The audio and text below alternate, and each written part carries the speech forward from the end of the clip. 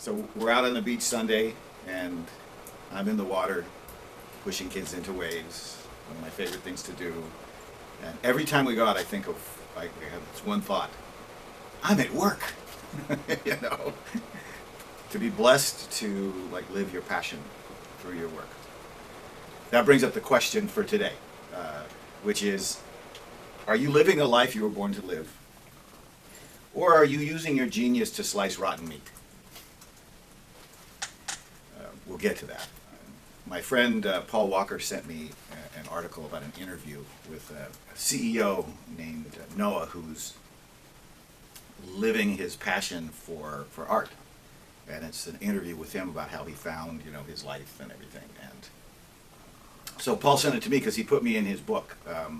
He wrote a book called Inventing Your Future, which is about stories of different leaders who found their gift or found their passion, or he calls it their genius, and made their life around it.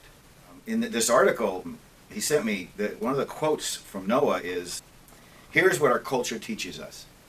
Get a job, get as much as you can, get as comfortable as you can, then coast your way to death. That sucks. That's like being in prison." And I think the headline above that is, "What our culture teaches us sucks." Okay. And instead, he says, what we should do is illuminate your identity. Now, we talk about, when we work with youth, that we want to shine a light on their gifts. So I'm hearing from the successful CEO the same language, which is kind of encouraging. After the quote about what our culture teaches us to do, he says, "That's not why we were put on this earth. So take a couple of seconds and pause. The first thing you do is get someone to take a flashlight and illuminate your identity.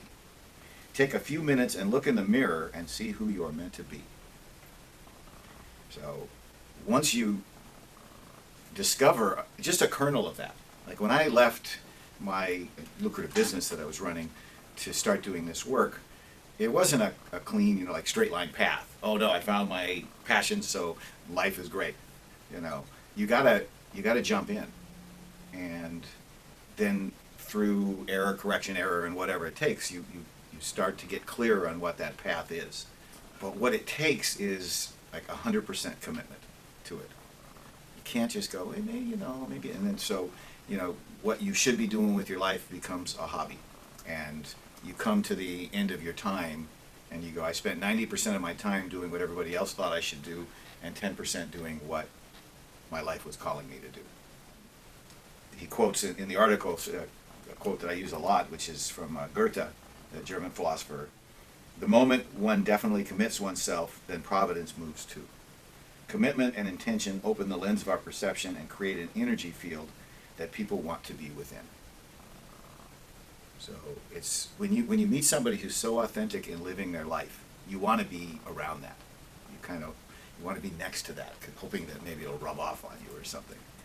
Those people tend to be folks that they're all in. They're all in.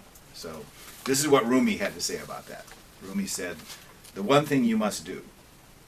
There is one thing in this world you must never forget to do. If you forget everything else and not this, there's nothing to worry about. But if you remember everything else and forget this, then you will have done nothing in your life. It's as if a king has sent you to some country to do a task, and you perform 100 other services, but not the one he sent you to do. So human beings come to this world to do a particular work. The work is the purpose, and each is specific to the person. If you don't do it, it's as though a priceless Indian sword were used to slice rotten meat. It's like a knife of the finest tempering nailed into a wall to hang things on. You say, but look, I'm using the dagger, it's not lying idle. Do you hear how ridiculous that sounds? Remember the deep root of your being in the presence of your Lord. Give yourself to the one who already owns your breath and your moments. If you don't, you'll be wasting valuable keenness and forgetting your dignity and purpose. Don't use your gifts or your genius to slice rotten meat."